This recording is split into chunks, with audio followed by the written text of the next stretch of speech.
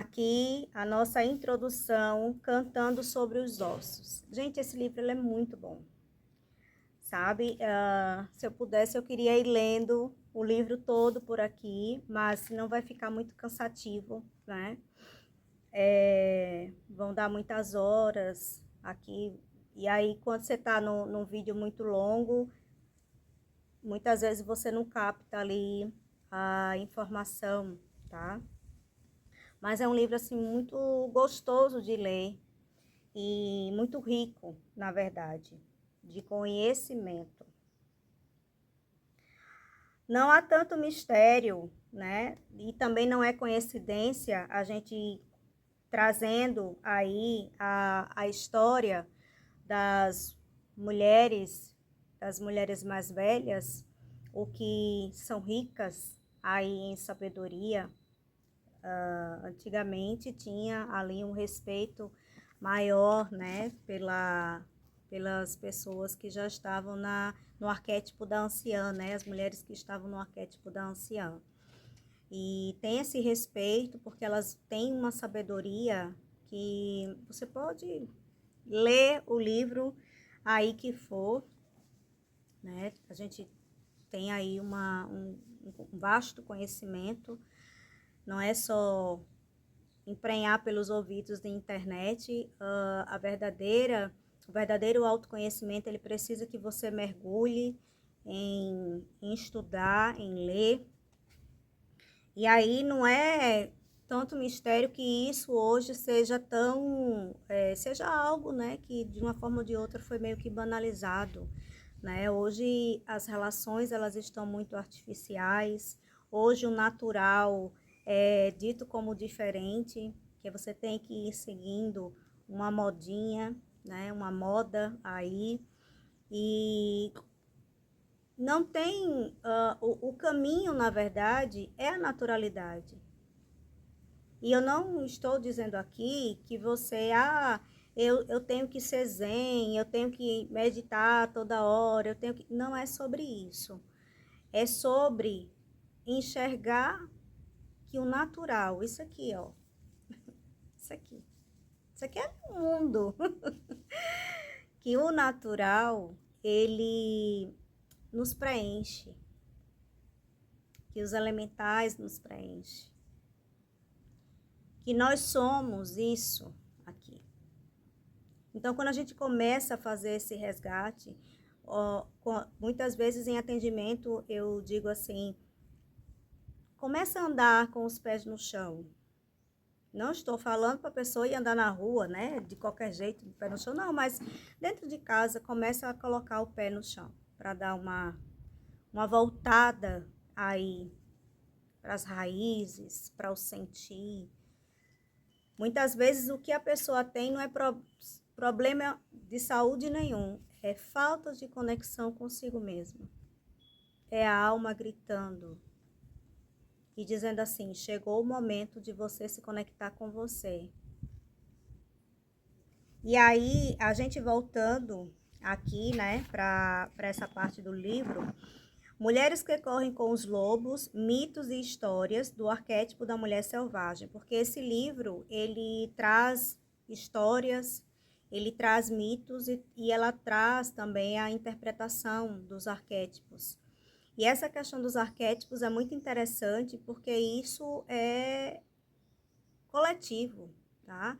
O ser humano, ele tem uma necessidade, na verdade, de ver, de palpar, de colocar aquilo que está a nível invisível. Ele tem essa necessidade de olhar e de dizer assim, ah, é isso mesmo. Quando a gente começa a acessar outras camadas espirituais, né, o multidimensional, o nosso ego, ele grita porque ele quer, não, eu preciso ver isso aqui, eu preciso tocar. E nem sempre tudo precisa ser tocado e ser visto com esses olhos. A gente pode ver com os olhos da alma, a gente pode ver com os olhos do interior. Então, essa coisa também eu preciso ver para crer, isso vem também do inconsciente coletivo, tá? E a gente tem essa necessidade.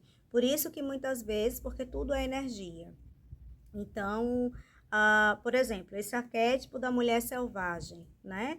Esse arquétipo que, na verdade, é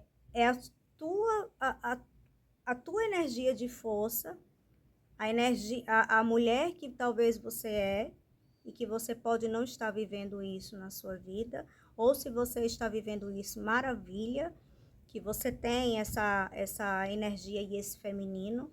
E aqui eu não estou falando de polaridades, tá? A nível de polaridades, vai chegar um momento aqui que a gente vai tocar nesse assunto, mas não é isso aqui agora, nesse momento. Então, arquétipos, ele é algo que a gente se conecta.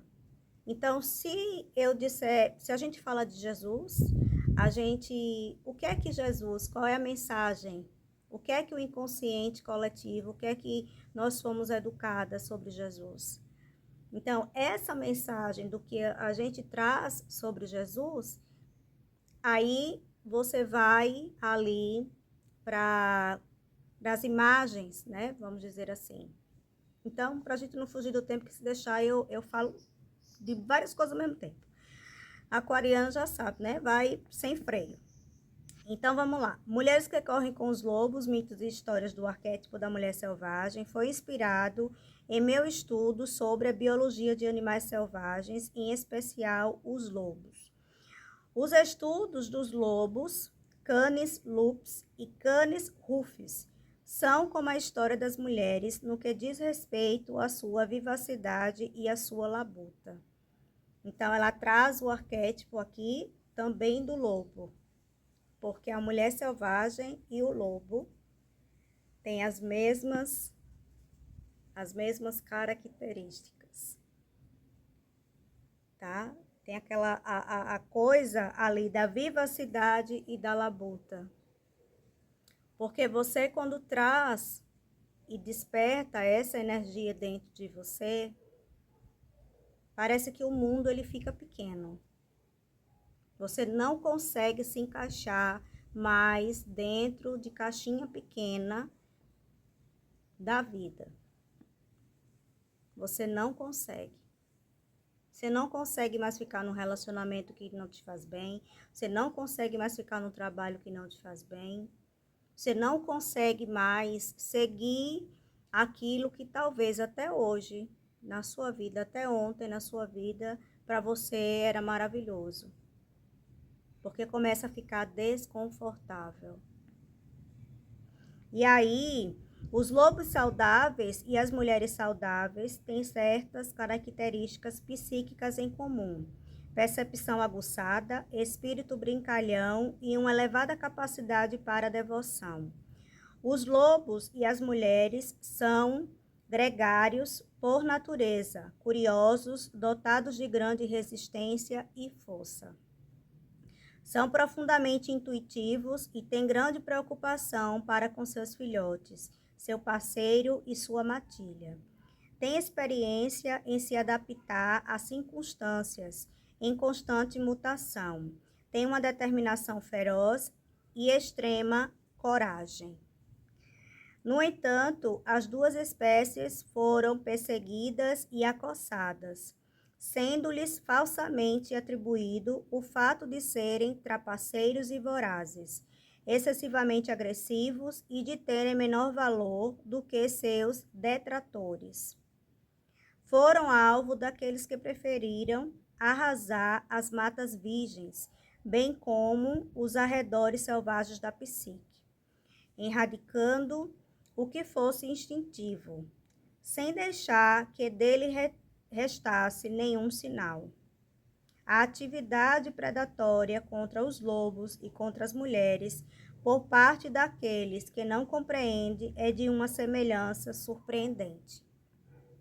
Então, aqui a gente já traz, né, ali a questão da igualdade que ela encontrou entre o lobo e a mulher selvagem.